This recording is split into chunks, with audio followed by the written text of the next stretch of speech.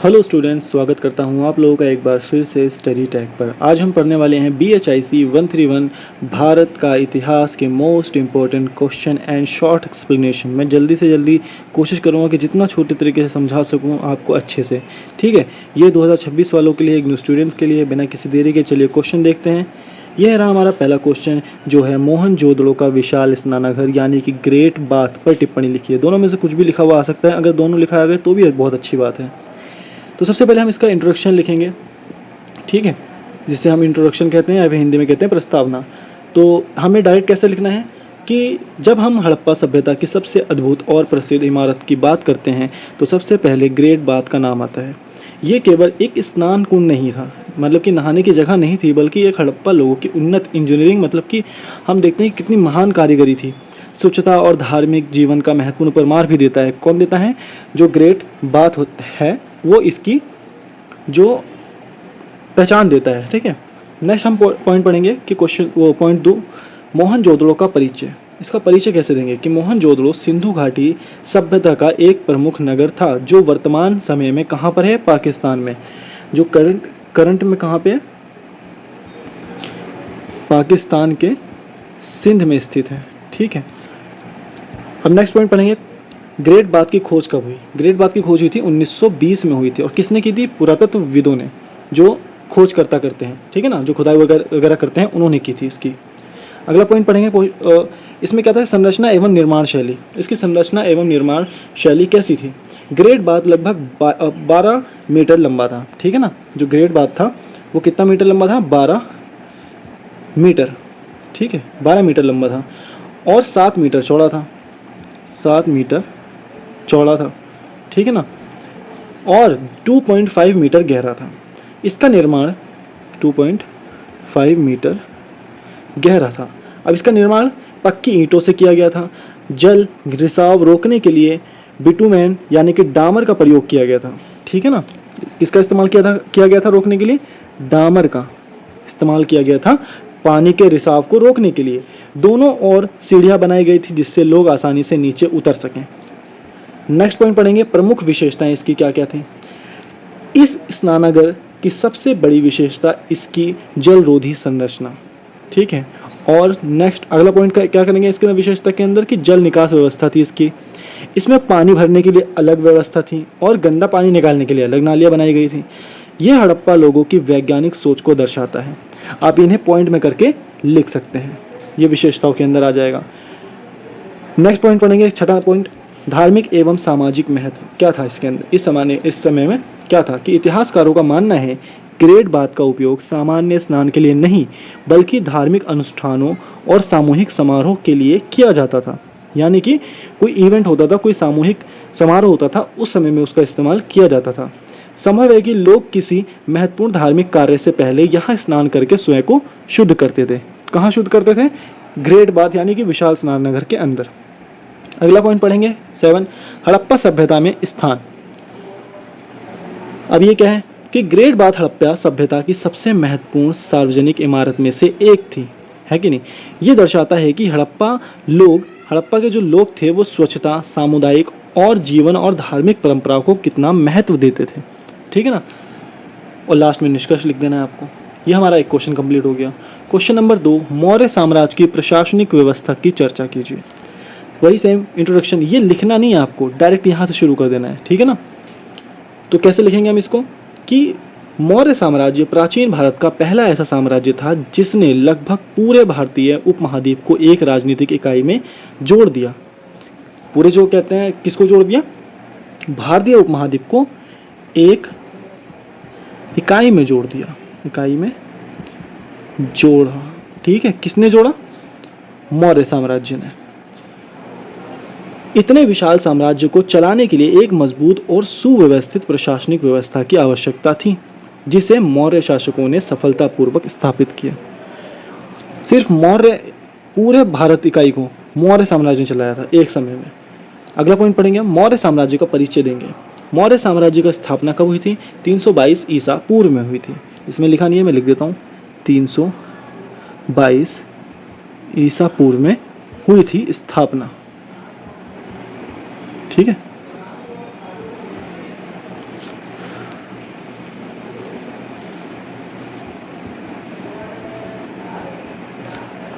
आगे बढ़ेंगे हम।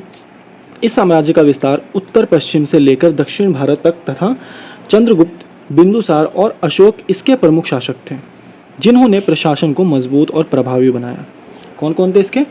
चंद्रगुप्त, बिंदुसार और अशोक इसके प्रमुख शासक थे। ठीक है, अगला पॉइंट पढ़ेंगे, तीसरा पॉइंट, केंद्रीय प्रशासन।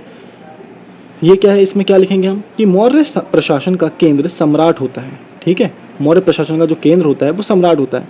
सम्राट राज्य का सर्वोच्च अधिकारी था और शासन से संबंधित सभी महत्वपूर्ण निर्णय उसी के द्वारा लिए जाते थे।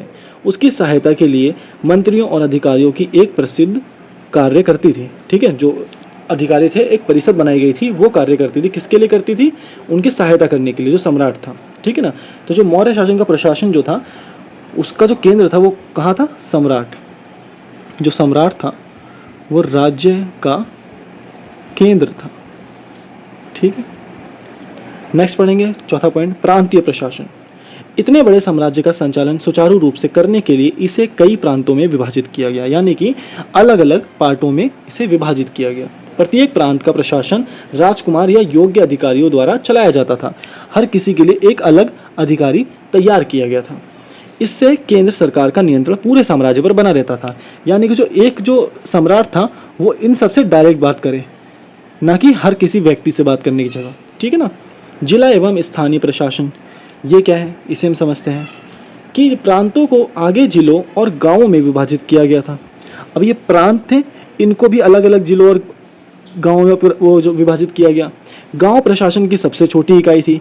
स्थानीय अधिकारी पर संग्रह, कानून व्यवस्था और जनता की समस्या की समाधान का कार्य करते थे। नेक्स्ट पॉइंट पढ़ेंगे, छठा पॉइंट, सैन्य प्रशासन। मौर्य साम्राज्य की सेना उस समय की सबसे शक्तिशाली सेनाओं में से एक थी। इसमें पैदल सैनिक, घुड़सवार, रथ और हाथी शामिल थे। सेना के संचालन और प्रबंध के अलग अलग समिति बनाई गई थी। ठीक है ना, इसमें हर तरह के जो सेना के जो लोग थे वो शामिल थे। कौन कौन शामिल थे? पैदल सैनिक भी शामिल थे, घुड़सवार सैनिक भी शामिल थे, रथ और हाथी वाले सैनिक भी शामिल थे। क्वेश्चन पॉइंट 7वां, राजस्व व्यवस्था। राज्य की आय का मुख्य स्रोत भूमि कर था। ठीक है, हमेशा से रहा है कि इसका जो मुख्य स्रोत था वो कौन सा था? भूमि कर था। ठीक है, भूमि कर से प्राप्त होता था। किसानों से उनकी उपज का एक निश्चित भाग कर के रूप में लिया जाता था। कर कैसे लिया जाता था? जो कर होता था पैसों से नहीं, एक निश्चित जो भूमि का जो टुकड़ा होता था या उसकी जो उपजाऊ होती थी वो लिया जाता था। इसके अतिरिक्त व्यापार, उद्योग और अन्य गतिविधियों से भी राजस्व प्राप्त होता था। जो व्यापार करते थे उनसे लेते थे। ठीक है, 8वां पॉइंट है गुप्तचर व्यवस्था। मौर्य प्रशासन की एक महत्वपूर्ण विशेषता उसकी गुप्तचर व्यवस्था है। राज्य के विभिन्न क्षेत्रों में जासूस नियुक्ति किए जाते थे, जो प्रशासनिक गतिविधियों और जनता की स्थिरता की जानकारी सम्राट तक पहुंचाते थे। देख रहे हो कितना फैला हुआ कहते हैं साम्राज्य था। और 9वां पॉइंट है प्रशासनिक विशेषताएं। अब ये क्या है, इनको पॉइंट में लिखना। ठीक है, विशेषता जो भी है वो पॉइंट में लिखना, जितनी पॉइंट लिख सकते हो तुम। जैसे मौर्य प्रशासन केंद्रीकृत था, ठीक है ना, संगठित और सुनिश्चित था।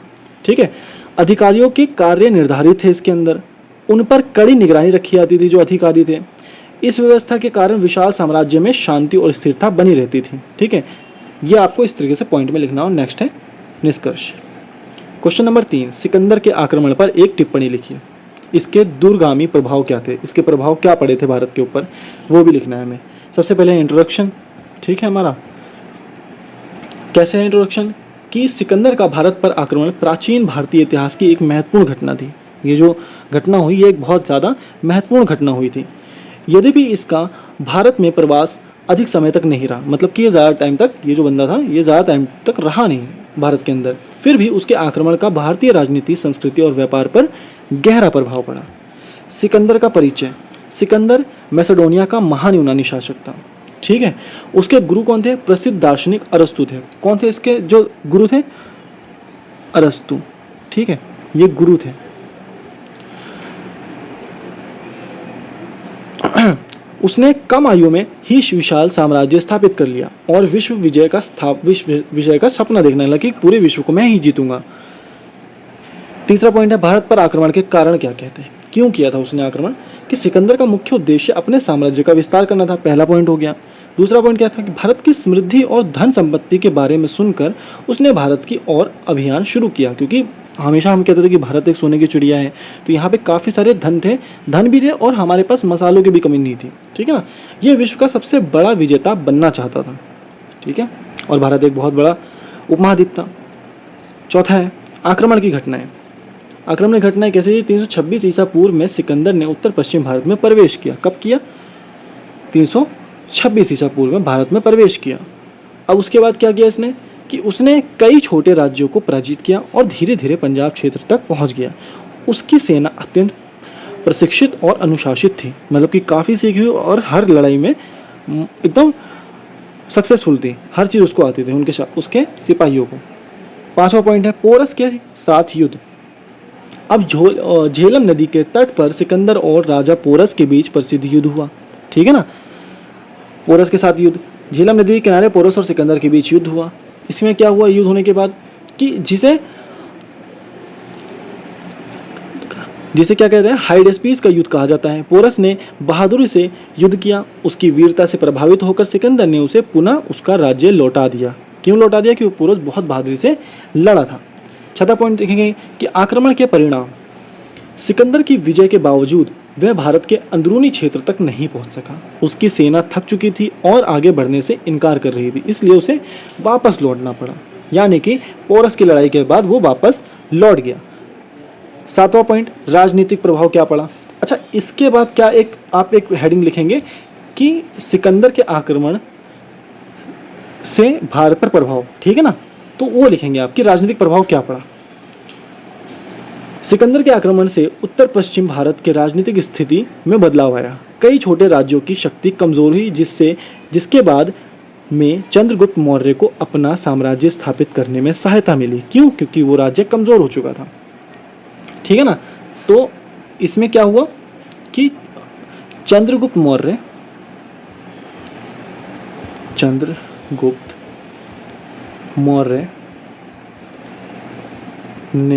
ने अपना शासन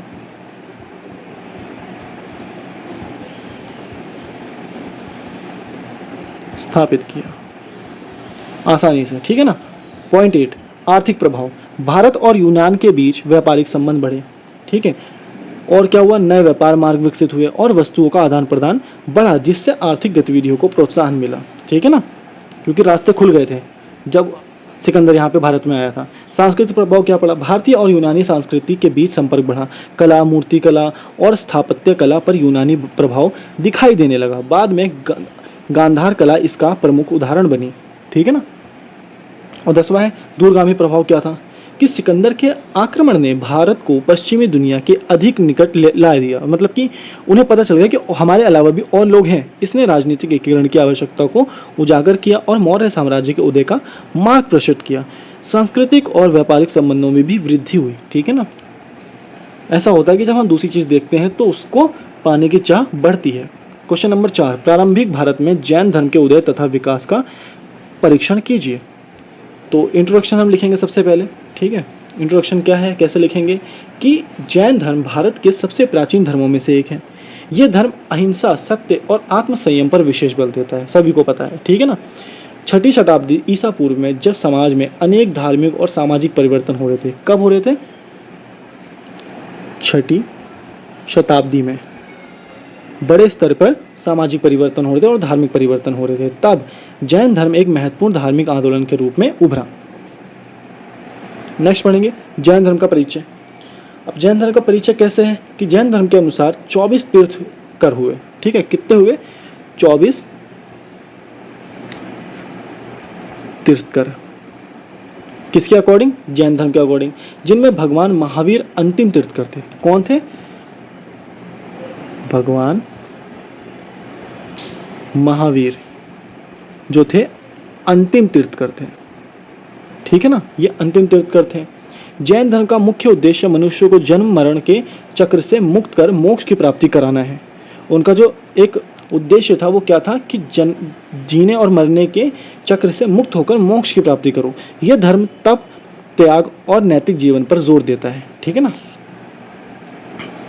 अगला पॉइंट पढ़ेंगे जैन धर्म के उदय के कारण क्या है कि उस समय वैदिक धर्म में जटिल कर्मकांड, यज्ञ और पशु बलि का प्रचलन बढ़ गया था, ठीक है ना। जो वैदिक धर्म था उस समय का, जो वैदिक धर्म था उसमें क्या बढ़ गया था, बलि बढ़ गई थी, यज्ञ बढ़ गए थे, कर्मकांड बढ़ गए थे, बुरे बुरे काम हो रहे थे, ठीक है। तो सामान्य लोग इन कठिन धार्मिक प्रक्रियाओं से संतुष्ट नहीं थे, इसलिए वे ऐसे धर्म की ओर आकर्षित हुए जो सरल, नैतिक और व्यवहारिक हो, मतलब कि उसमें ज़्यादा झंझट ना हो, सिंपल हो, ठीक है, और आराम से जी सकें और दूसरों को भी जीने दें, जिससे जैन धर्म का उदय हुआ। चौथा है महावीर स्वामी का योगदान। अब महावीर स्वामी ने जैन धर्म को संगठित रूप प्रदान किया, ठीक है ना, एक यूनिटी में बांधा। उन्होंने अहिंसा, सत्य, असत्य, ब्रह्मचर्य और अपरिग्रह जैसे सिद्धांतों का प्रचार किया। उनकी शिक्षाओं ने लोगों को सादगी और नैतिकता का मार्ग दिखाया। उनकी बातों से लगा कि हाँ, इस धर्म में सादगी ज़्यादा है। पांचवा पॉइंट पढ़ेंगे हम कि जैन धर्म के प्रमुख सिद्धांत क्या थे। जैन धर्म का सबसे महत्वपूर्ण सिद्धांत था अहिंसा।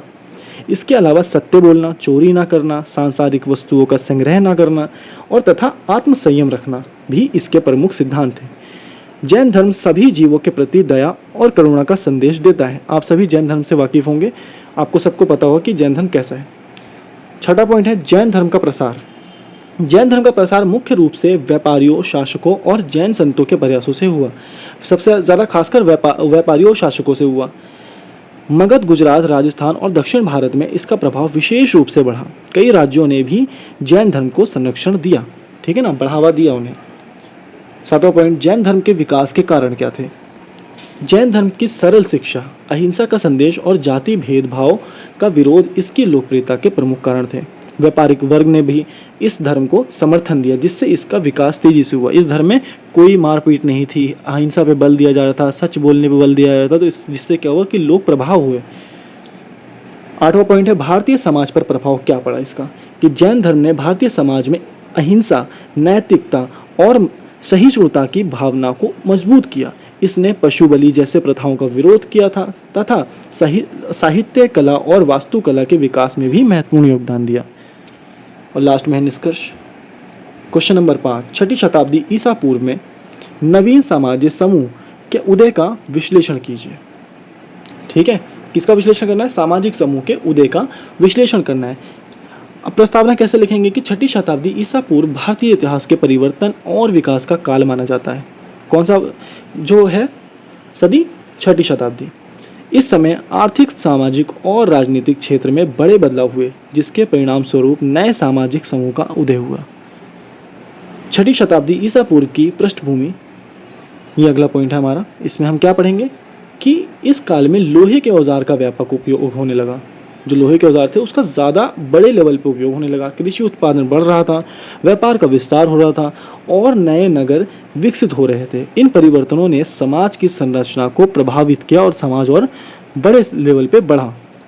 कृषि विकास का प्रभाव क्या था, कैसे पड़ा कि लोहे के उपकरणों के प्रयोग से खेती अधिक उत्पादक बनी। ठीक है ना, लकड़ी से ज़्यादा लकड़ी बार बार टूट जाती थी, पर लोहा जल्दी टूटता नहीं था। कृषि उत्पादन में वृद्धि होने से लोगों की आर्थिक स्थिति मजबूत हुई और समाज में नए वर्गों का विकास होने लगा। चौथा पॉइंट है व्यापार एवं शिल्पकार वर्ग का उदय। व्यापार के विस्तार के साथ व्यापारियों और शिल्पकारों का भी महत्व बढ़ गया। कारीगर, लोहार, बढ़ई, कुम्हार और अन्य व्यवसायी वर्ग समाज में एक अलग पहचान बनाने लगे। क्यों? क्योंकि लोहे के आने से कारीगर बढ़े, लोहार बढ़े, बढ़ई, कुम्हार, ये सब चीज़ें लोगों की जो ज़रूरतें जब बढ़ी तो व्यवसाय भी बढ़ा, है ना। पांचवा पॉइंट है नगरों का विकास। कृषि और व्यापार की प्रगति के कारण अनेक नए नए नगर विकसित हुए, लोग जाके बसे और नगर बने। ये नगर व्यापार, उद्योग और प्रशासन में प्रमुख केंद्र बन गए। इससे नगरीय जीवन का विस्तार हुआ। छठा पॉइंट है वैश्य वर्ग की भूमिका। वैश्य वर्ग व्यापार और आर्थिक गतिविधियों का मुख्य आधार था। व्यापारिक मार्गों के विकास और बाजारों के विस्तार में उनकी महत्वपूर्ण भूमिका रही। धीरे धीरे उनका सामाजिक प्रभाव भी बढ़ने लगा। सातवां पॉइंट है नए सामाजिक समूह की विशेषताएं क्या हैं। इसको पॉइंट में लिखेंगे कि ये नए समूह आर्थिक रूप से मजबूत थे, व्यवसाय आधारित और अपेक्षाकृत स्वतंत्र थे। वे केवल क्या करते थे, पारंपरिक वर्ण व्यवस्था पर निर्भर करते थे। ठीक है ना, और क्या करते थे, प्रक्रिया तेज हो गई। इसी वातावरण में जैन और बौद्ध धर्म जैसे नए धार्मिक आंदोलन भी लोकप्रिय हुए। आठवां पॉइंट है समाज पर प्रभाव क्या पड़ा इसका, कि नए सामाजिक समूह के उदय से समाज अधिक गतिशील बना। ठीक है, और आर्थिक गतिविधियों में भी वृद्धि होने लगी। और ये नवा पॉइंट है जिसमें निष्कर्ष लिखेंगे आप। क्वेश्चन नंबर 7, छठा, क्या है कि प्रारंभिक वैदिक आर्यों की अर्थव्यवस्था, समाज तथा राज्य व्यवस्था की चर्चा कीजिए। तो करते हैं चर्चा, चलो। सबसे पहले इंट्रोडक्शन हमारा। इंट्रोडक्शन कैसे लिखेंगे कि प्रारंभिक वैदिक काल भारतीय इतिहास का एक प्रमुख चरण है। इस काल की जानकारी मुख्य रूप से ऋग्वेद से प्राप्त होती है। किससे प्राप्त होती है? ऋग्वेद से। ऋग्वेद से प्राप्त होती है। किसकी प्राप्त होती है? वैदिक काल की। ठीक है। आर्यों का जीवन सरल, ग्रामीण और प्राकृतिक के निकट था। ठीक है। अगला पॉइंट पढ़ेंगे, प्रारंभिक वैदिक काल का परिचय। प्रारंभिक वैदिक काल लगभग 1500 ईसा पूर्व से 1000 ईसा पूर्व तक माना जाता है। कब से कब तक माना जाता है? 1500 ईसा पूर्व से 1000 ईसा पूर्व तक माना जाता है। ठीक है। अब इस समय आर्य मुख्य रूप से सप्त सिंधु क्षेत्र में निवास करते थे और उनका जीवन पशुपालन तथा कृषि पर आधारित था। ठीक है ना। अगला पॉइंट पढ़ेंगे हम, आर्थिक व्यवस्था। इसके अंदर क्या था कि प्रारंभिक वैदिक जो काल था, अर्थव्यवस्था का मुख्य आधार कृषि और पशुपालन था उस टाइम में। ठीक है ना। जो ज़्यादा काम जिसमें करते थे कृषि और पशुपालन पर आधारित था। लोग अपनी आवश्यकताओं की पूर्ति के लिए खेती करते थे तथा पशुओं को धन और समृद्धि का प्रतीक मानते थे। कृषि एवं पशुपालन। आर्य लोग गेहूं और जौ और अन्य फसलों की खेती करते थे। ज़्यादा किसकी करते थे? किसकी करते थे? गेहूं और जौ की खेती ज़्यादा करते थे। ठीक है ना। अन्य खेती भी करते थे। गाय, बैल, घोड़े और अन्य पशुओं का पालन किया जाता था। ज़्यादा किसको पालते थे? गाय, बैल और घोड़े को। विशेष रूप से गाय को सबसे मूल्यांकन संपत्ति माना जाता था। किसे माना जाता था? गाय को। ठीक है। अगला पॉइंट है पांचवा, सामाजिक व्यवस्था। समाज परिवार और जनजाति आधार पर संगठित था। लोगों के बीच सहयोग और सामूहिक जीवन की भावना दिखाई देती थी। सामाजिक जीवन अपेक्षाकृत सरल और समानतापूर्ण था। जो इनका जीवन था वो कैसा था? सरल और समानतापूर्ण था। छठा पॉइंट, परिवार एवं वर्ण व्यवस्था। परिवार समाज की मूल इकाई थी और पिता परिवार का प्रमुख माना जाता था। वर्ण व्यवस्था इस काल में प्रारंभिक अवस्था में थी। कौन सी व्यवस्था थी? वर्ण व्यवस्था इस काल में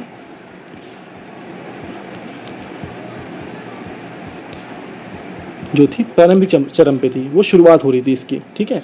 यह मुख्य रूप से कार्यों को आधार पर निर्धारित होती थी। ठीक है। सातवां पॉइंट है राजनीतिक व्यवस्था। राजा राज्य का प्रमुख होता था जिसका मुख्य कार्य जनता की रक्षा करना और व्यवस्था बनाए रखना था। उसकी शक्ति सीमित थी और वह जनता तक सभाओं की सलाह को महत्व देता था। ठीक है ना। जनता के बीच जाकर सभा करता था और सलाह लेता था। आठवां पॉइंट है सभा एवं समिति। सभा और समिति दो महत्वपूर्ण राजनीतिक संस्थाएं थीं। सभा में प्रमुख और अनुभवी लोग थे। ठीक है ना। जो सभा थे इसमें कौन लोग माने जाते थे? जो अनुभवी थे और प्रमुख थे। जबकि समिति में सामान्य जनता की भागीदारी होती थी। इसके अंदर क्या होती थी? जो सामान्य लोग थे, लोगों की भागीदारी होती थी इसके अंदर। ठीक है ना। राजा की स्थिति कैसी थी कि राजा समाज में सम्मानित व्यक्ति था। ठीक है। इसको क्या था? सम्मान दिया जाता था इसके अंदर, लेकिन वह पूर्ण रूप से निरंकुश नहीं था।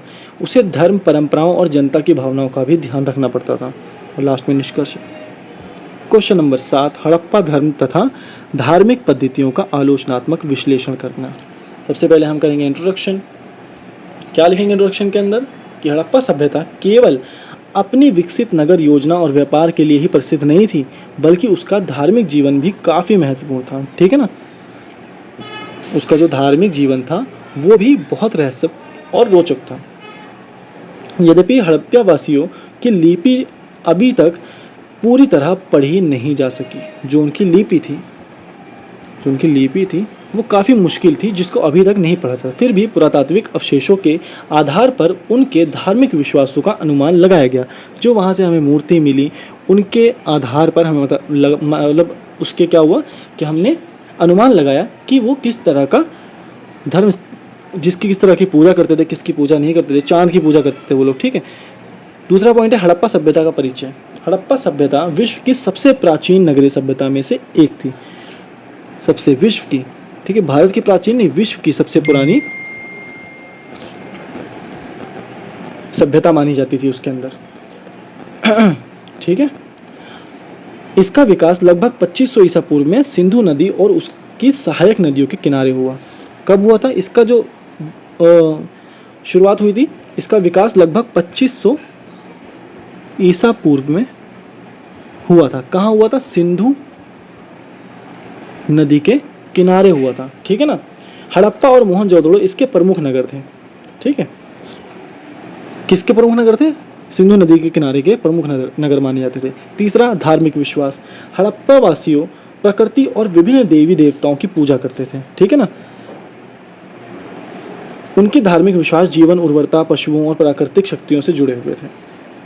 चौथा पॉइंट है मातृ देवी पूजा। खुदाई में बड़ी संख्या में स्त्री मूर्तियां प्राप्त हुई हैं जिन्हें मातृ देवी की प्रतिमा माना जाता है। इतिहासकार का मानना है कि लोग मातृ देवी को उर्वरता, समृद्धि और जीवन की संरक्षिका के रूप में पूजते थे। ठीक है ना। जो मातृ देवी थे इन्हें पूजते थे। पशुपति उपासन, ये क्या है कि कुछ मोहर पर एक योग मुद्रा में बैठे पुरुष का चित्र मिलता है। ठीक है। जिसके चारों ओर पशु बने हुए हैं। कई विद्वान इसे भगवान शिव के प्रारंभिक रूप पशुपति से जोड़ते हैं। इससे पशुपति उपासना की संभावना व्यक्त की जाती है कि वो शायद उसको भी मानते थे, पशुपति की पूजा करते थे, यानी कि शिव की पूजा करते थे। छठा पॉइंट है वृक्ष एवं पशु पूजा। हड़प्पा वासी पीपल जैसे वृक्षों को पवित्र मानते थे। ठीक है ना। पीपल जैसे जो वृक्ष थे उनको पवित्र मानते थे। इसके अलावा बैल, हाथी, बाघ और अन्य पशुओं का धार्मिक महत्व था। ठीक है ना। बैल, हाथी, ये सब क्या थे? इनका भी धार्मिक महत्व था। इससे स्पष्ट होता है कि वे प्रकृति के प्रति गहरा सम्मान रखते थे। वो प्रकृति से बहुत जुड़े रहते थे। सातवां पॉइंट है धार्मिक प्रतीक। मोहरें, ताबीज़, मूर्तियाँ और विभिन्न चिन्ह धार्मिक प्रतीकों के रूप में प्रयोग किए जाते थे। इन प्रतीकों का उपयोग संभवतः धार्मिक अनुष्ठानों और सुरक्षा की भावना से किया जाता था। ठीक है ना। आठवां पॉइंट है अंतिम संस्कार पद्धति। हड़प्पावासी मृतकों को दफनाने की प्रथा का पालन करते थे। कब्रों में मृतक के साथ दैनिक उपयोग की वस्तु भी रखी जाती थी, जिससे यह संकेत मिलता है कि वे मृत्यु के बाद के जीवन में विश्वास रखते थे, क्योंकि उससे काफ़ी सारी चीज़ें मिली। नवा पॉइंट है धार्मिक जीवन का मूल्यांकन। हड़प्पा धर्म संगठित मंदिरों या विशाल धार्मिक संस्थाओं पर आधारित नहीं था, यानी कि उन्होंने मंदिरों वगैरह नहीं बनाए थे।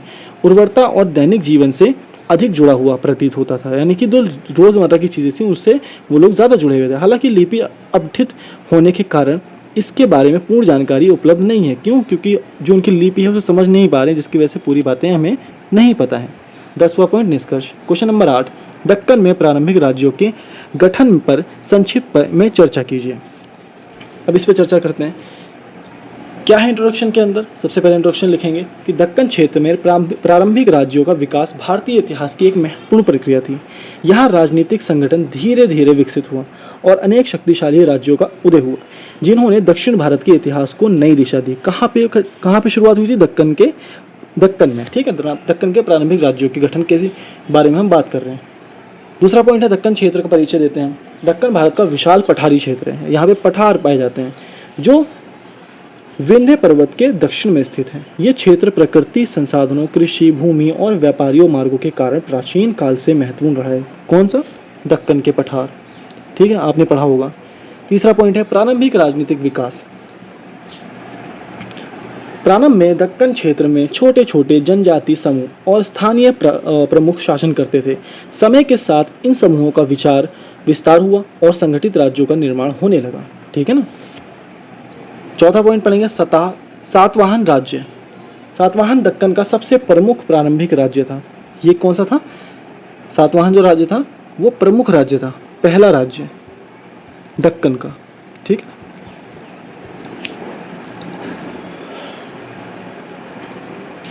पहला राज्य। इस वंश ने लगभग पहली शताब्दी ईसा पूर्व से तीसरी शताब्दी ईसा पूर्व तक शासन किया। कब से?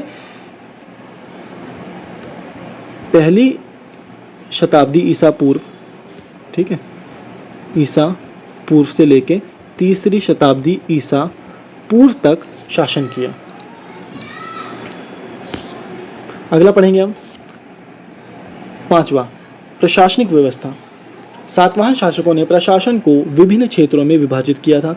अधिकारियों की नियुक्ति की जाती थी जो हर संग्रह, न्याय और कानून व्यवस्था का कार्य संभालते थे। छठा पॉइंट है आर्थिक आधार। दक्कन की अर्थव्यवस्था मुख्य रूप से कृषि पर आधारित थी। इसके अतिरिक्त व्यापार, हस्तशिल्प और कर राज्य की आय के प्रमुख स्रोत होते थे।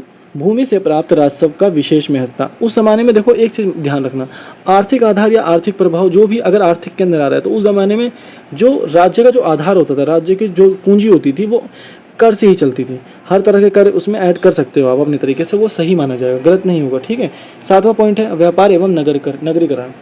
दक्कन क्षेत्र का व्यापार भारत के अन्य भागों और विदेशी देशों से भी होता था। व्यापार के विकास से नगरों का विस्तार हुआ और आर्थिक समृद्धि में वृद्धि हुई। जब उन्होंने व्यापार बढ़ाया तो जो राज्य था उसका विस्तार हुआ। आठवां पॉइंट है राज्य निर्माण की विशेषताएं क्या है। इसको पॉइंट में लिखना है, हमेशा याद रखना, विशेषताओं को थ्योरी में नहीं लिखना। दक्कन में राज्य निर्माण स्थानीय परंपराओं होती थी, ठीक है ना, और कृषि विकास और व्यापारिक गतिविधियों पर आधारित होती थी। यहाँ के शासकों ने स्थानीय समाज को साथ लेकर शासन व्यवस्था विकसित की। मैंने यहाँ पे 4 पॉइंट आपको बताए और लास्ट में निष्कर्ष हो गया। 9वां क्वेश्चन है मौर्य साम्राज्य की व्यवस्था तथा समाज पर चर्चा। सबसे पहले इंट्रोडक्शन हम लिखेंगे कि इंट्रोडक्शन कैसे लिखेंगे कि मौर्य साम्राज्य प्राचीन भारत का पहला विशाल और शक्तिशाली साम्राज्य था। ठीक है, जो मौर्य साम्राज्य था वो भारत का सबसे पहला विशाल साम्राज्य था। ठीक है ना।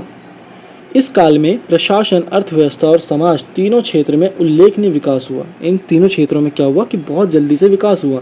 इसलिए मौर्य काल भारतीय इतिहास का महत्वपूर्ण अध्ययन माना जाता है। दूसरा पॉइंट है मौर्य साम्राज्य का परिचय। मौर्य साम्राज्य की स्थापना चंद्रगुप्त मौर्य ने की थी। किसने की थी? चंद्रगुप्त मौर्य ने की थी। ठीक है ना। बाद में बिंदुसार और अशोक जैसे शासकों ने इसका विस्तार किया। बाद में किसने किया? बिंदुसार और अशोक जैसे शासकों ने इसका विस्तार किया। अशोक के समय यह साम्राज्य अपने चरम पर पहुंच गया था। कब? किसके समय में? अशोक के समय में चरम पर पहुंच गया था। ठीक है ना। अगला पॉइंट पढ़ेंगे, तीसरा प्रशासनिक व्यवस्था। मौर्य प्रशासन अत्यंत संगठित और केंद्रीकृत था। सम्राट सर्वोच्च शासक होता था, हमने पिछले क्वेश्चन में पढ़ा है। उसकी सहायता के लिए मंत्रिपरिषद और अनेक अधिकारी कार्य करते थे जो उसकी सहायता करते थे किसी भी डिसीजन को लेने में। पूरे साम्राज्य पर केंद्र पर का प्रभावी नियंत्रण था। ठीक है ना। चौथा पॉइंट पढ़ेंगे हम आर्थिक व्यवस्था क्या थी। मौर्य काल की अर्थव्यवस्था कृषि और व्यापार और उद्योग पर आधारित थी। इन तीन चीज़ों पर आधारित थी, कृषि, व्यापार और उद्योग। ठीक है ना, उद्योग पर आधारित थी। ठीक है, और कर राज्य का आय का मुख्य स्रोत होता था। पांचवा पॉइंट पढ़ेंगे हम सामाजिक संरचना। मौर्य साम्राज्य विभिन्न वर्गों और समुदायों से मिलकर बना था। समाज में संगठन और अनुशासन की भावना दिखाई देती थी। लोग कृषि, व्यापार, शिल्प और प्रशासन जैसी विभिन्न कार्यों में लगे हुए थे जो राज्य का विस्तार करने में बहुत महत्वपूर्ण भूमिका निभाते हैं। छठा है वर्ण व्यवस्था। वर्ण व्यवस्था का मतलब क्या है कि वर्ण व्यवस्था समाज का महत्वपूर्ण आधार थी। जैसे यानी कि ब्राह्मण, क्षत्रिय, वैश्य और शूद्र अपने अपने कार्यों का पालन करते थे। हालांकि आर्थिक गतिविधि के कारण कुछ सामाजिक परिवर्तन भी दिखाई देने को मिलते थे। ठीक है ना। सातवां है स्त्रियों की स्थिति कैसी थी उस टाइम मौर्य काल में, कि स्त्रियों को समाज में सम्मानजनक स्थान प्राप्त था। ठीक है, उन्हें रिस्पेक्ट दी जाती थी। वह धार्मिक और सामाजिक कार्यों में भाग लेती थी। कुछ स्त्रियां प्रशासनिक और सुरक्षा संबंधी कार्यों में भी नियुक्त की गई थी। ठीक है ना, मतलब कि कोई भेदभाव उस समय में नहीं था मौर्य साम्राज्य में। धार्मिक जीवन कैसा था? मौर्य काल में विभिन्न धर्मों का अस्तित्व था। अशोक ने बौद्ध धर्म को अपनाया था। जो अशोक था, जिसके समय में जो साम्राज्य था वो चरम पे था, तो उसने कौन सा धर्म अपनाया था? बौद्ध धर्म को अपनाया था। लेकिन उसने अपने धर्मों के प्रति सहिष्णुता और सम्मान की नीति अपनाई, यानी कि जो बाकी धर्म थे उनको सम्मान दिया। इससे धार्मिक सद्भावना को बढ़ावा मिला। इसने कौन सा धर्म अपनाया था? ये मैं लिख दे रहा हूँ यहाँ पे, बौद्ध धर्म। ठीक है, बौद्ध धर्म अपनाया हुआ था। 9वां पॉइंट पढ़ेंगे हम समाज की प्रमुख विशेषताएं। मौर्य साम्राज्य अनुशासित था। ठीक है, संगठित और बहुआयामी था। कृषि, व्यापार, धर्म और प्रशासन के क्षेत्र में संतुलित विकास दिखाई देता था। यही कारण है कि मौर्य काल को भारतीय इतिहास का स्वर्णिम कालों में से एक माना जाता है। और लास्ट में निष्कर्ष लिखेंगे। क्वेश्चन नंबर 10, बौद्ध धर्म के विशेष संदर्भ में 6ठी शताब्दी में उदित नवीन धार्मिक विचारधारा का आलोचनात्मक परीक्षण कीजिए। अब इसका हम इंट्रोडक्शन लिखेंगे। सबसे पहले कैसे लिखेंगे कि 6ठी शताब्दी ईसा पूर्व में, यानी कि 6ठी शताब्दी ईसा पूर्व में क्या हुआ कि भारतीय इतिहास में धार्मिक और सामाजिक परिवर्तन का महत्वपूर्ण काल था वो, ठीक है। कौन सा? 6ठी शताब्दी के अंदर।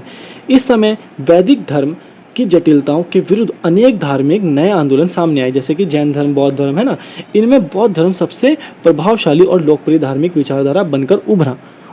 आसपास ही थे दोनों, ठीक है। दूसरा पॉइंट है 6ठी शताब्दी ईसा पूर्व की परिस्थितियां कैसी थी। इस काल में समाज में अनेक परिवर्तन हो रहे थे। कृषि, व्यापार और नगरों का विकास हो रहा था। वैदिक धर्म की कठिन कर्मकांड, यज्ञ और पशु बलि से लोग असंतुष्ट थे, परेशान हो चुके थे। इसलिए वे सरल और व्यवहारिक धार्मिक मार्ग की तलाश कर रहे थे कि कोई और धर्म हो जिसमें हम जा सकें। उस समय में बौद्ध धर्म आया। तीसरा पॉइंट, नवीन धार्मिक आंदोलन का उदय कैसे हुआ कि इन परिस्थितियों में जैन धर्म और बौद्ध धर्म जैसे नए धार्मिक आंदोलन का जन्म हुआ। इन धर्मों ने जाति भेदभाव और कर्मकांड और अंधविश्वासों का विरोध किया तथा नैतिक जीवन और आत्मशुद्धि पर बल दिया, ठीक है ना। चौथा पॉइंट है बौद्ध धर्म का परिचय। बौद्ध धर्म की स्थापना गौतम बुद्ध ने की थी। किसने की थी? गौतम बुद्ध ने की थी, ठीक है। यह धर्म मध्यम मार्ग, करुणा, अहिंसा और नैतिक जीवन पर आधारित है। मतलब किस मध्यम मार्ग में बीच का रास्ता चुनो, ना ही इधर का ना उधर का। बौद्ध धर्म का उद्देश्य मनुष्य को दुखों से मुक्ति दिलाना था, वही सेम जो जैन धर्म का काम था, मोक्ष की प्राप्ति, ठीक है ना। पांचवा पॉइंट है गौतम बुद्ध का जीवन। गौतम बुद्ध का जन्म लुम्बिनी में शाक्य कुल में हुआ था। कहाँ हुआ था?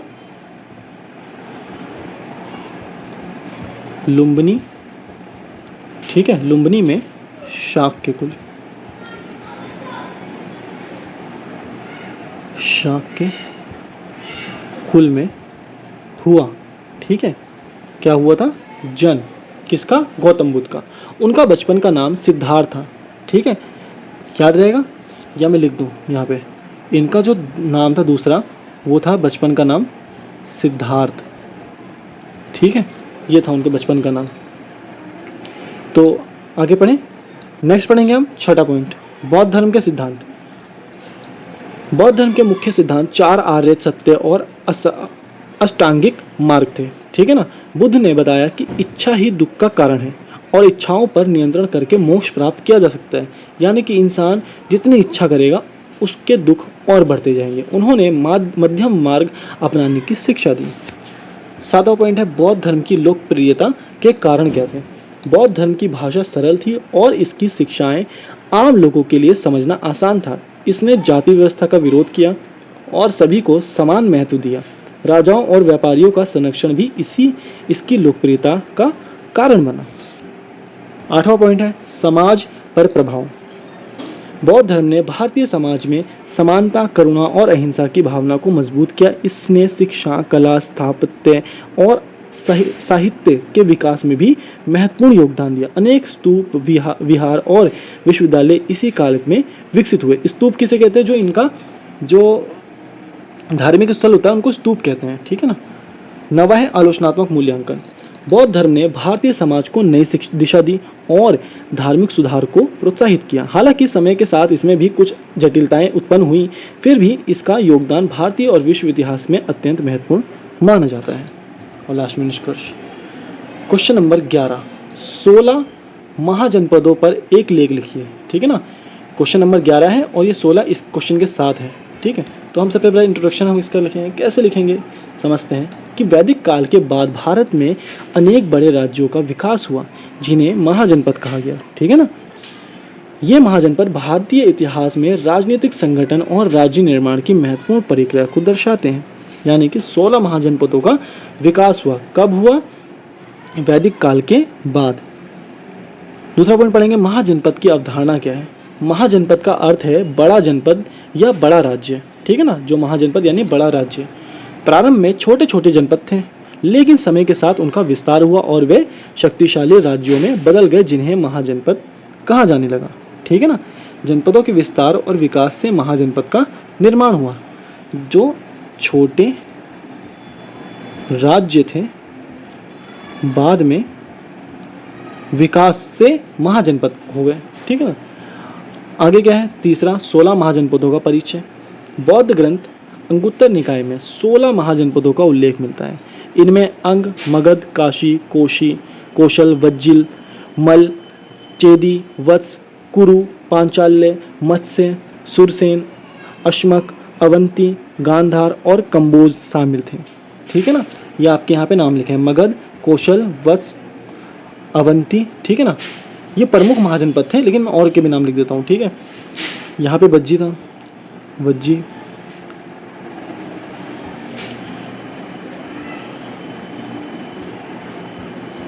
कुरु, यहाँ पे दिक्कत होगी लिखने में, यहाँ पे लिखते हैं वज्जी, कौशल,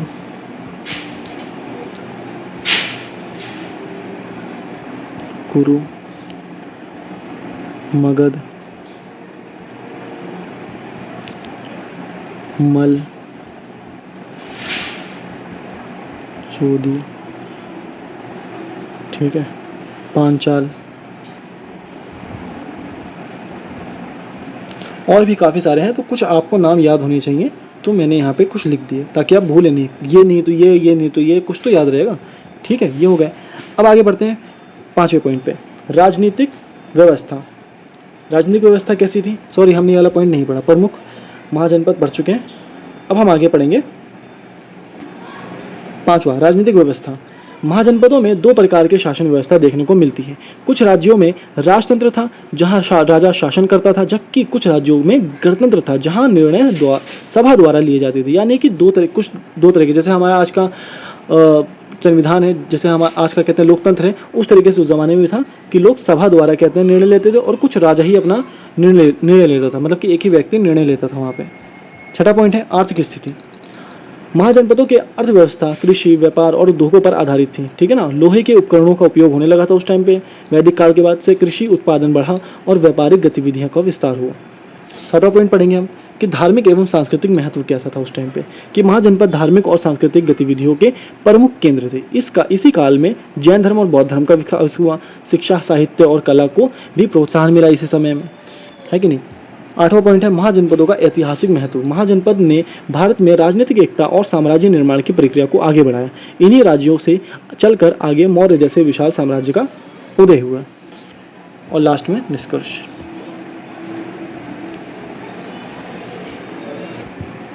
अब हम पढ़ेंगे क्वेश्चन नंबर 12, आरंभिक हड़प्पाई बस्तियों के भौगोलिक विस्तार के पैटर्न तथा उनकी प्रमुख विशेषताओं का परीक्षण कीजिए। सबसे पहले इंट्रोडक्शन लिखेंगे हम कि आरंभिक हड़प्पा संस्कृति जो है भारतीय उपमहाद्वीप की प्राचीन सभ्यताओं में से एक महत्वपूर्ण स्थान रखती है। ठीक है ना, ये विकसित हड़प्पा सभ्यता से पहले का चरण था। ठीक है ना, ये विकसित जो हड़प्पा थी उससे पहले का जो चरण था वो है से पहले चरण था, जिसने आगे चलकर महान नगरीय सभ्यता का रूप लिया। दूसरा पॉइंट है आरंभिक हड़प्पा संस्कृति का परिचय, जो शुरुआती हड़प्पा सभ्यता थी उसके बारे में। तो आरंभिक हड़प्पा संस्कृति लगभग 3300 ईसा पूर्व से जो ये थी 3300 ईसा पूर्व से 2600 ईसा पूर्व के बीच विकसित हुई। ठीक है ना, जो हड़प्पा संस्कृति थी। इस काल में गांव और छोटे नगरों का विकास शुरू हुआ तथा संगठित सामाजिक जीवन में की नींव रखी गई। ठीक है ना। तीसरा पॉइंट है भौगोलिक विस्तार। आरंभिक हड़प्पा संस्कृति का विस्तार सिंधु नदी और उसकी सहायक नदियों के क्षेत्रों में था। इसका प्रभाव वर्तमान में जो है पाकिस्तान, पंजाब, हरियाणा, राजस्थान और गुजरात के कुछ भागों तक फैला हुआ था। ठीक है ना, आज भी कुछ हिस्सा भारत में और कुछ हिस्सा पाकिस्तान में देखने को मिलता है हमें। चौथा पॉइंट है प्रमुख क्षेत्र कौन कौन से थे। हड़प्पा, कोटी दीजी, अमरी, कालीबंगन और बनावली जैसे स्थल इस प्रकृति संस्कृति के प्रमुख केंद्र थे। ठीक है ना, इन क्षेत्रों से प्राप्त पुरातात्विक अवशेष प्रारंभिक विकास की जानकारी देते हैं। पांचवा, बस्तियों का स्वरूप कैसा था। इस काल के बस्तियां स्थायी और सुव्यवस्थित थीं। लोग मिट्टी और कच्ची ईंटों के जो घर बनते थे उसमें रहते थे। धीरे धीरे बड़ी जो आवासीय क्षेत्र का निर्माण होने लगा। धीरे धीरे शुरू में छोटी छोटी जगहों पर रहते थे और फिर बाद में बड़ी बस्तियां बननी शुरू हो गई। नगर नियोजन की विशेषताएं कैसी थी कि हालांकि विकसित हड़प्पा काल जितना उन्नत नगर नियोजन नहीं था, फिर भी सड़कों, मकानों और जल निकास की प्रारंभिक योजनाएं दिखाई देती है। इससे संगठित जीवन का संकेत मिलता है। सातवां पॉइंट है आर्थिक गतिविधियां।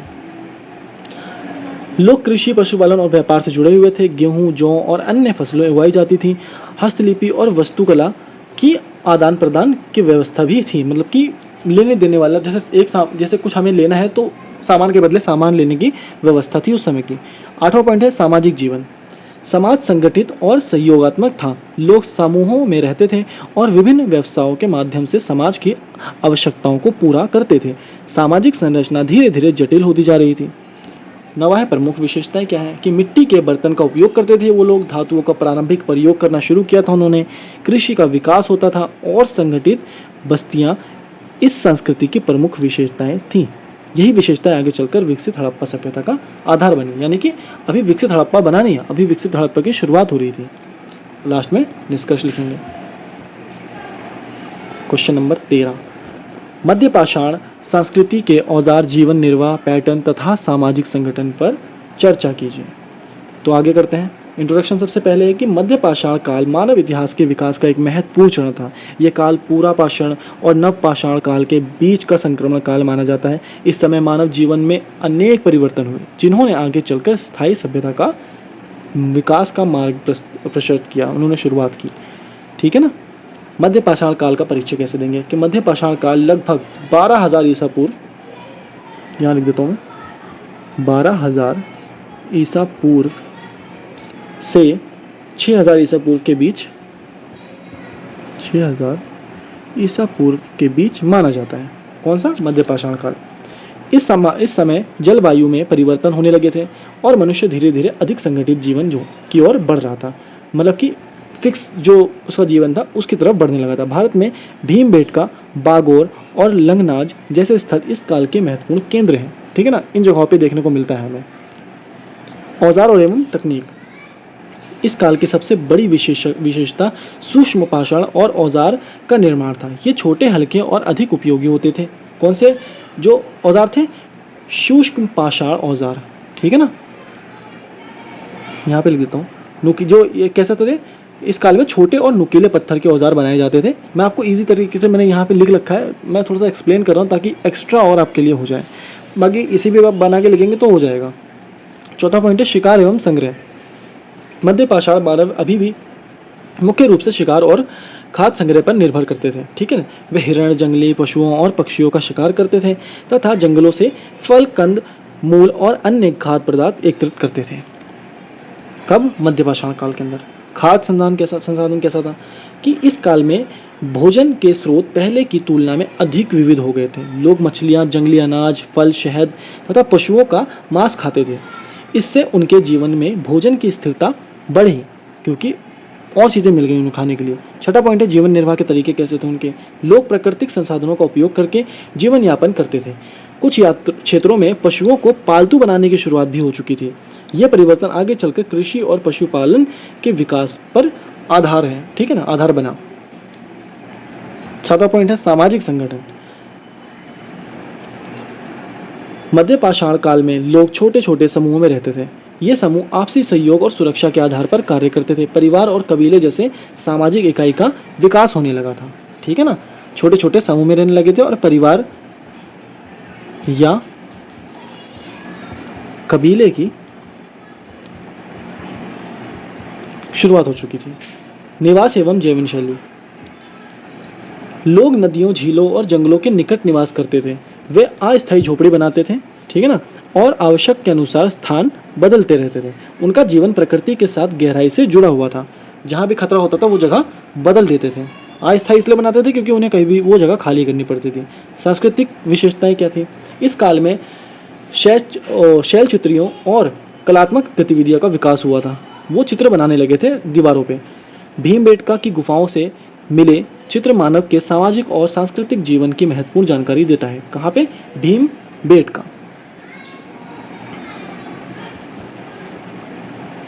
भीमबेटका गुफा में इसकी जो है वो अवशेष मिलते हैं।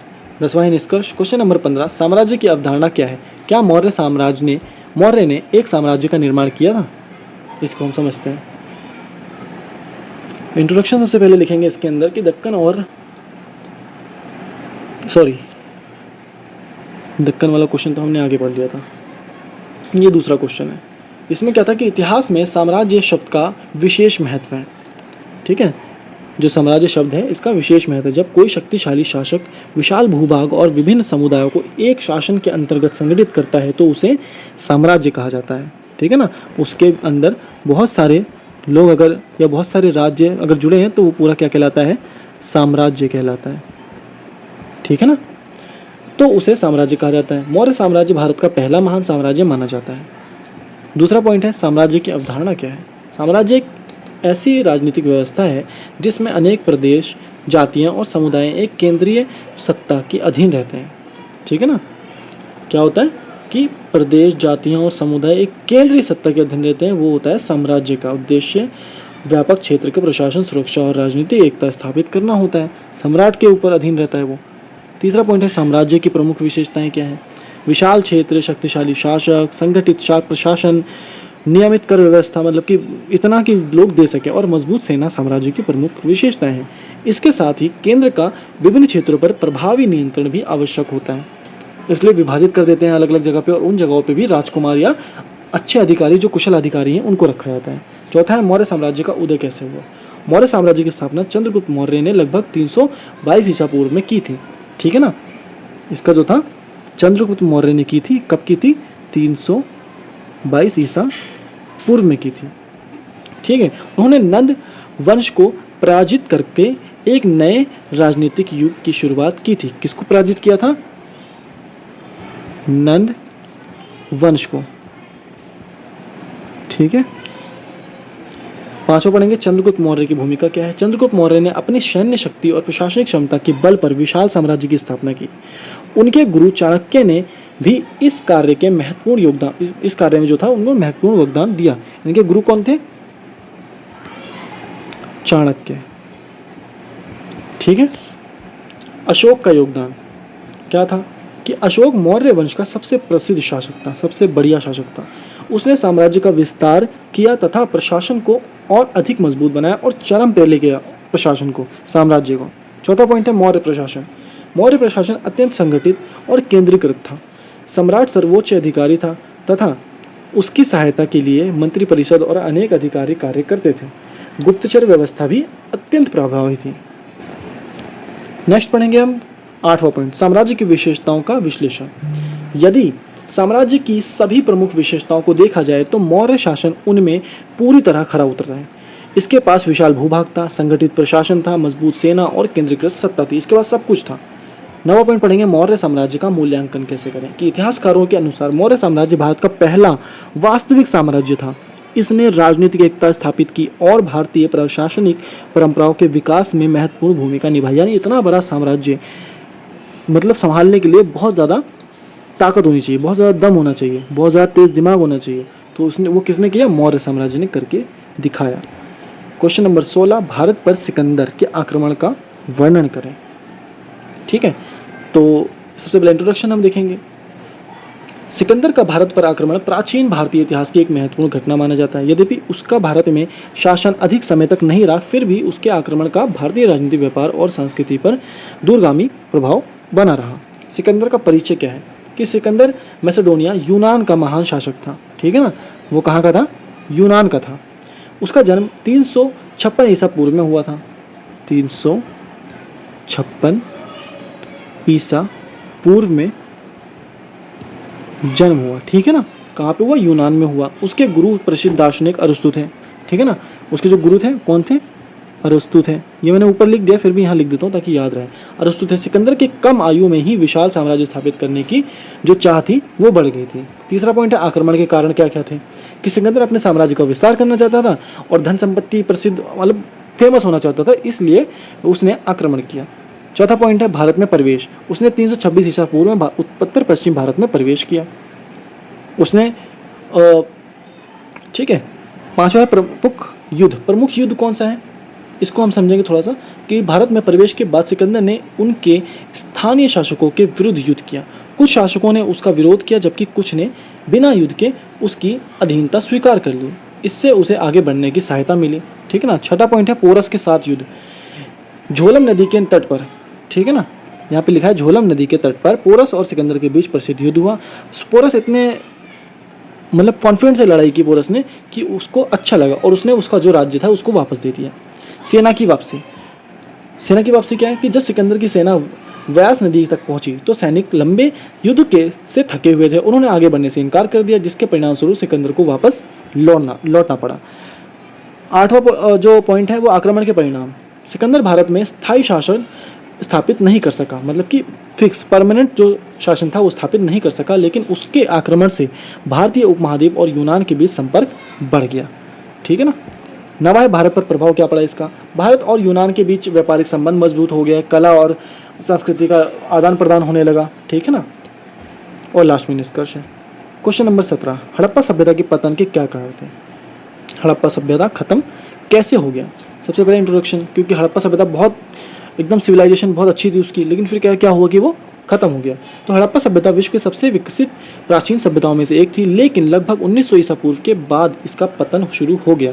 कब से शुरू हो गया? 1900 ईसा पूर्व के बाद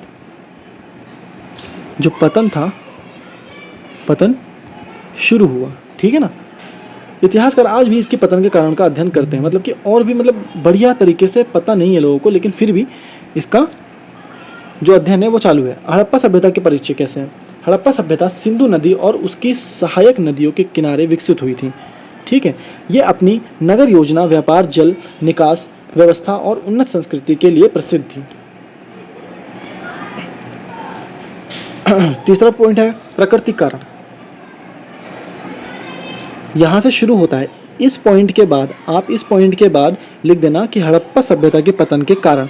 तो ये पॉइंट शुरू हो गए, यहाँ से शुरू हो गए हैं हड़प्पा सभ्यता के पतन के कारण। सबसे पहला प्राकृतिक कारण क्या था कि कई इतिहासकार मानते हैं कि प्राकृतिक आपदाओं ने सभ्यता के पतन में महत्वपूर्ण भूमिका निभाई। भूकंप, बाढ़ और पर्यावरण बदलाव ने लोगों के जीवन को प्रभावित किया। ठीक है ना। जो प्राकृतिक आपदाएं थी उसने क्या किया, इसमें महत्वपूर्ण वो जो योगदान था वो निभाया। जलवायु परिवर्तन, समय के साथ जलवायु में परिवर्तन होने लगा, वर्षा कम होने लगी और कई क्षेत्रों में सूखे की स्थिति उत्पन्न हो गई। इससे कृषि उत्पादन में नकारात्मक प्रभाव पड़े, इस वजह से कहते हैं पतन हुआ। नदी मार्गों में परिवर्तन, कुछ नदियों ने अपना मार्ग बदल लिया या सूख गई। विशेष रूप से जो गगदर हकरा नदी के सूखने का उल्लेख किया जाता है इसके अंदर। इससे अनेक नगरों और बस्तियों का अस्तित्व संकट में पड़ गया। बाढ़ एवं सूखा, कुछ क्षेत्रों में बार बार बाढ़ आने के प्रमाण मिले, जबकि अन्य क्षेत्रों में सूखा पड़ा। इन दोनों परिस्थितियों ने कृषि और व्यापार को गंभीर रूप से प्रभावित किया। सातवां पॉइंट पढ़ते हैं कि आर्थिक कारण क्या हो सकते हैं। व्यापारिक गतिविधियों में गिरावट आने लगी। मेसोपोटामिया जैसे क्षेत्र के साथ व्यापार कमज़ोर होने लगे। ठीक है ना। और आर्थिक संकट उत्पन्न हो गया। नगरों का विकास रुक गया। सामाजिक कारण हो सकता है। सामाजिक कारण कैसे हो सकता है कि संभव है कि प्रशासनिक व्यवस्था कमज़ोर पड़ गई हो और सामाजिक संगठन में विघटन आया हो। इससे बड़े नगरों को बनाए रखना कठिन हो गया। बाहरी आक्रमण सिद्धांत, कुछ पुराने इतिहासकार आर्यों के आक्रमण को पतन का कारण मानते थे, लेकिन आधुनिक शोध इस सिद्धांत को पूर्ण रूप से स्वीकार नहीं करते। वर्तमान में इस प्रमुख कारण नहीं माना जाता। ठीक है ना। पहले मानते थे पर अब नहीं मानते। पतन का समग्र मूल्यांकन क्या निकलता है? ये मूल्यांकन क्या निकलता है कि अधिकांश इतिहासकार का मानना है कि हड़प्पा सभ्यता का पतन किसी एक कारण से नहीं हुआ था, बल्कि प्राकृतिक, आर्थिक और सामाजिक कारणों ने मिलकर इसके पतन की जो प्रक्रिया को जन्म दिया उसको। और लास्ट में है निष्कर्ष। और ये इस वीडियो के आखिरी क्वेश्चन है, क्वेश्चन नंबर 18। भारत के बुनियादी प्राकृतिक और भौगोलिक क्षेत्र कौन से हैं? ऐतिहासिक परिप्रेक्ष्य से इनकी विशेषताओं का परीक्षण कीजिए। इंट्रोडक्शन हम सबसे पहले पढ़ेंगे कि भारत की भौगोलिक विविधता उसकी सबसे बड़ी विशेषता में से एक है। जहाँ पे क्या देखने को मिलता है? यहाँ पे पर्वत देखने को मिलते हैं, मैदान देखने को मिलते हैं, पठार देखने को मिलते हैं, मरुस्थल और तटीय क्षेत्र भारत को एक विशिष्ट पहचान प्रदान करते हैं। भारत के अंदर हर एक चीज़ देखने को आपको मिलती है। ठीक है ना। दूसरा पॉइंट है भारत की भौगोलिक संरचना कैसी है। भारत को मुख्य रूप से हिमालय क्षेत्र, उत्तरी मैदान, दक्कन का पठार, तटीय क्षेत्र और मरुस्थलीय क्षेत्र में विभाजित किया जाता है। ठीक है ना। इन सब जो क्षेत्रों में इसको विभाजित किया जाता है। प्रत्येक क्षेत्र अपनी अलग भौगोलिक और ऐतिहासिक विशेषताओं को बताता है। ठीक है ना। इसकी संरचना इस तरीके से है। तीसरा पॉइंट है हिमालय क्षेत्र। अब इसकी संरचना के बारे में हम बताएंगे। ऐतिहासिक परिप्रेक्ष्य में इनकी विशेषताओं का परीक्षण है। ठीक है ना। तो हम बताते हैं इसके अंदर। सबसे पहले हिमालय क्षेत्र के बारे में शुरू करते हैं कि हिमालय भारत का सबसे ऊंचा पर्वतीय क्षेत्र है। इसने भारत को बाहरी आक्रमणों से सुरक्षा प्रदान की थी तथा अनेक नदियों का स्रोत बनकर कृषि और जीवन का आधार बना दिया है। ठीक है ना। दूसरा है उत्तरी मैदान। उत्तरी मैदान क्या है कि गंगा, यमुना और सिंधु नदियों द्वारा निर्मित ये क्षेत्र अत्यंत उपजाऊ है। प्राचीन काल से ही यहाँ अनेक सभ्यताओं और राज्यों और साम्राज्यों का विकास हुआ। कृषि और जनसंख्या की दृष्टि से ये क्षेत्र अत्यंत महत्वपूर्ण रहा है। दक्कन का पठार। दक्कन का पठार भारत का सबसे बड़ा पठारी क्षेत्र है। ये खनिज संसाधन से समृद्ध तथा यहाँ कृषि और उद्योग दोनों का विकास हुआ। दक्षिण भारत के अनेक शक्तिशाली राज्यों का उदय इसी क्षेत्र में हुआ, है ना। हमने ऊपर पढ़ा था। तटीय क्षेत्र। भारत के पूर्व और पश्चिमी तटीय क्षेत्र समुद्री व्यापार के प्रमुख केंद्र रहे हैं। इन क्षेत्रों के माध्यम से भारत का संपर्क एशियाई, अफ्रीकी और यूरोपीय के देशों से स्थापित हुआ। इससे व्यापार और सांस्कृतिक आदान प्रदान को बढ़ावा मिला। 7वां पॉइंट, मरुस्थलीय क्षेत्र। राजस्थान का थार मरुस्थल भारत का प्रमुख मरुस्थलीय क्षेत्र है। कठोर जलवायु के बावजूद यहाँ विशिष्ट संस्कृति, व्यापारिक मार्ग और मानव बस्तियों का विकास हुआ। ये क्षेत्र अपनी लोक परंपराओं के लिए प्रसिद्ध माना जाता है। 8वां पॉइंट मानेंगे कि भौगोलिक क्षेत्र के ऐतिहासिक महत्व के बारे में हम पढ़ेंगे कि भारत के विभिन्न भौगोलिक क्षेत्र ने राजनीतिक, आर्थिक और सांस्कृतिक विकास को अलग अलग प्रकार से प्रभावित किया। अनेक राज्यों और सभ्यताओं का उदय इन्हीं भौगोलिक परिस्थितियों के आधार पर हुआ। 9वां पॉइंट है सभ्यताओं एवं राज्यों पर प्रभाव क्या पड़ा इसका, कि सिंधु घाटी सभ्यता, गंगा घाटी के महाजनपद, दक्षिण भारत के राज्य तथा तटीय व्यापारिक नगर सभी भौगोलिक परिस्थितियों से प्रभावित थे। जितने भी जहाँ भी क्या आप बोलते हैं, जो भी महाजनपद बने, जो भी चीज़ें बनी, जहाँ भी राज्य बने, वहाँ पे सभी इन सब जो प्रभावित होते, भौगोलिक परिस्थितियों से सभी प्रभावित होते, इसलिए भूगोल को इतिहास का आधार माना जाता है। लास्ट में हम निष्कर्ष लिखेंगे और इसी के साथ हमारी वीडियो ख़त्म होती है। तो अगर आपको कोई डाउट है, कोई भी परेशानी हो, तो आप मुझे कमेंट में पूछ सकते हैं या फिर डिस्क्रिप्शन में टेलीग्राम चैनल का लिंक दे दूंगा मैं, आप वहाँ भी जाकर आप मुझे मैसेज कर सकते हैं, ठीक है। और अगर आप लोगों को वीडियो पसंद आई है तो प्लीज़ वीडियो को लाइक करें, चैनल को सब्सक्राइब करें और शेयर करें अपने उन दोस्तों को जिन्हें इसकी ज़रूरत है। अभी के लिए इतना ही, मिलते हैं अगली वीडियो में, तब तक के लिए अलविदा।